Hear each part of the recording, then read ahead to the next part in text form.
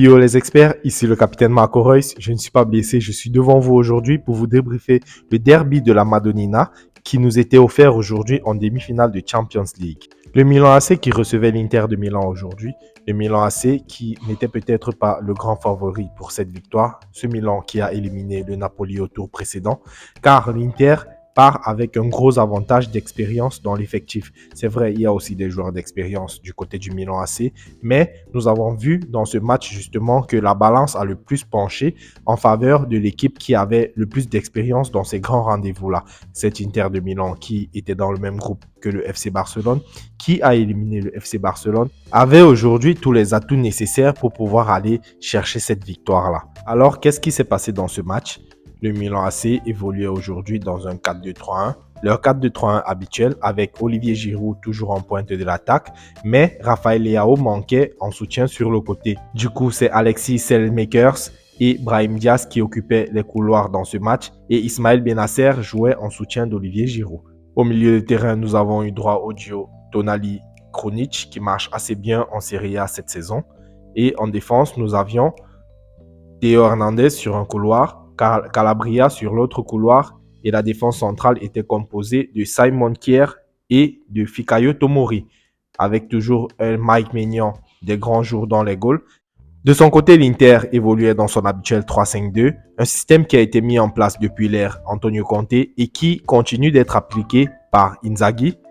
L'Inter de Milan qui, avec cette ligne de 5 au milieu de terrain, cherchait à densifier le milieu de terrain et c'est ce qui s'est produit. Car cet Inter de Milan-là, dès les premières minutes, on a senti qu'ils avaient le contrôle du ballon. On a senti qu'au milieu de terrain, ils bouffaient le Milan AC, ce qui a directement payé car dès la 7e minute, l'Inter de Milan obtient un corner qui a été rentabilisé par Edin Dzeko. Donc, qu'est-ce qui s'est passé ? Le corner arrive et Edin Dzeko, il est très mobile dans la surface de réparation. Il est barré par Calabria, mais on observe que Calabria, il se concentre tellement sur le ballon qu'il en oublie son vis-à-vis. Et Dzeko, avec toute l'intelligence qu'il a, il ne cherche pas à vraiment gagner le duel sur Calabria, mais à placer son pied car lui, pendant tout le moment du duel, il est resté concentré sur le ballon qui arrivait et il a pu placer son pied en opposition pour pouvoir tromper Mike Maignan. Ça fait 1-0 pour l'Inter de Milan. Le Milan AC est dépassé et dès la 11e minute, ils acquiescent un deuxième but. Un but qui vient d'un très bon décalage de Nicolo Barella sur Di Marco sur le côté. Di Marco qui coupe un centre et intelligemment, il ne met pas le centre dans la surface, mais il le met plutôt en retrait. Lautaro Martinez, avec toute la classe du monde, il fait une feinte de corps qui lui permet de laisser passer le ballon pour Mkhitaryan qui se retrouve seul dans les 16 mètres et qui peut ajuster Mike Maignan. Ça fait 2-0 pour l'Inter à la 11e minute. Le Milan est dépassé et ils vont mettre plusieurs minutes à revenir dans le match. Ça a vraiment été un calvaire aujourd'hui pour eux au milieu de terrain. Ils étaient absolument dépassés. Ils n'arrivaient pas à s'en sortir dans les duels. Pourtant, on le voit, ils ont eu la possession de balle. Ils ont fini le match avec 57% de possession de balle. Mais cette possession-là, elle se répertorie plus dans les moments où le Milan ils essayaient de contrôler le ballon, pendant que l'Inter de Milan, ils essayaient toujours d'attaquer, lorsqu'ils avaient le ballon. Ils ne se contentaient pas de tourner avec le ballon au milieu de terrain, mais plutôt de toujours rechercher cette sortie-là vers l'avant. Ce que ne faisait pas le Milan AC, à l'image d'un Théo Hernandez, qu'on le sait, a l'habitude d'être très offensif, mais qui aujourd'hui a été très en dessous de ce qu'on attendait de lui. Et en fait, tout se situe dès le départ du match parce que pour moi, le système en place mis par le Milan AC pour contrer l'Inter n'était pas le bon. Le 3-5-2 mis en place par l'Inter de Milan avec cette ligne de 5 joueurs au milieu de terrain permettait de créer une très grosse densité à laquelle le Milan AC n'a pas su répondre. Car eux, ils avaient 3 joueurs au milieu de terrain et en plus, avec la sortie d'Ismaël Bennacer, le joueur qui l'a remplacé n'a pas vraiment apporté satisfaction. Pendant ce temps, les joueurs de l'Inter, ils mettaient vraiment cette grosse intensité-là au milieu du terrain. Ils n'arrivaient pas à laisser les joueurs du Milan n'arrivaient pas à respirer. Ils étaient tout le temps acculés, le pressing était très haut et ça s'est répertorié logiquement sur le score. Donc du coup, grosse erreur tactique aujourd'hui de Stefano Pioli qui n'a pas su répondre aux défis imposés par l'Inter de Simone Inzaghi et qui s'est logiquement incliné aujourd'hui.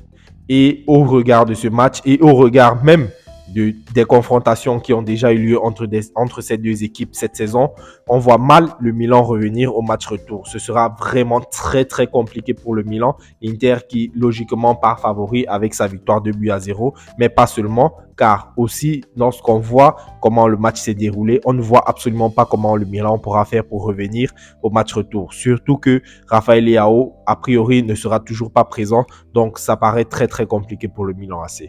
On a eu un Olivier Giroud qui a essayé aujourd'hui. Il a tenté d'être ce point d'appui, ce point axial sur lequel les joueurs de couloir pouvaient s'appuyer pour combiner. Mais les joueurs de couloir aujourd'hui, il faut le dire, n'étaient pas au niveau. Ils n'étaient pas au niveau du tout pour pouvoir percer cette ligne de l'Inter là. Les défenseurs de l'Inter qui ont été très sérieux durant toute la partie et qui n'ont laissé aucun espace pour les joueurs pour pouvoir s'exprimer. Divock Origi, à son entrée, a fait une très bonne prestation. Pour moi, il a essayé d'apporter, mais ça n'a jamais suffi à pouvoir, inquiéter plus que ça l'Inter de Milan. Les défenseurs qui étaient assez sereins. On a aussi vu quelques tentatives de passe en profondeur de Sandro Tonali, mais sans trop d'impact. De son côté, l'Inter de Milan, les joueurs ont vraiment brillé, à l'image d'un Nicolo Barella qui a été dans tous les bons coups au milieu de terrain. Nicolo Barella, qui est un joueur que moi j'apprécie vraiment énormément. C'est un milieu de terrain de mouchoir de poche qui peut jouer dans les petits espaces et dans les grands. Il arrive à jouer en combinaison sur les petits espaces et à donner de bons longs ballons à ses joueurs, à l'image du ballon qu'il donne sur Di Marco sur le deuxième but. Donc Nicolo Barella, très bonne prestation encore aujourd'hui. Pour moi, c'est un joueur qui est de très haut niveau aujourd'hui.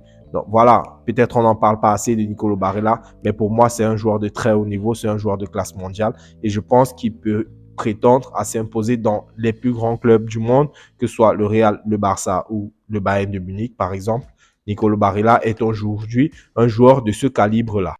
Lautaro Martinez, qui n'a pas marqué aujourd'hui, certes, mais qui a fait une très bonne prestation, une prestation de haut vol. Il s'est montré très généreux pour ses coéquipiers, à l'image de la feinte de corps qu'il fait sur le deuxième but pour laisser marquer Mkhitaryan. Il aurait pu se saisir de ce ballon, mais il ne l'a pas fait. Joueur très intelligent, Lautaro Martinez. C'est pas par hasard si aujourd'hui il est le capitaine de cette équipe de l'Inter-là, et je pense qu'il peut aller encore plus loin. Donc voilà les amis, c'est à peu près tout ce qu'on pouvait dire de ce match aujourd'hui. Grosse prestation tactique de l'Inter du Milan qui s'est imposé de but à 0. Nous verrons comment ça va se passer la semaine prochaine, mais je ne mettrai pas une pièce sur le Milan AC car ils ont montré aujourd'hui qu'ils n'avaient pas l'étoffe pour aller pouvoir renverser cette Inter de Milan là. Cette Inter de Milan qui est sûre de sa défense, qui est sûre de ses forces et qui est sûre maintenant de pouvoir aller en finale. Donc voilà les amis, c'est à peu près tout pour aujourd'hui. On se retrouve la semaine prochaine pour débriefer les matchs retour de Ligue des Champions. D'ici là, prenez tout soin de vous, likez la vidéo, abonnez-vous à la chaîne et tchuss!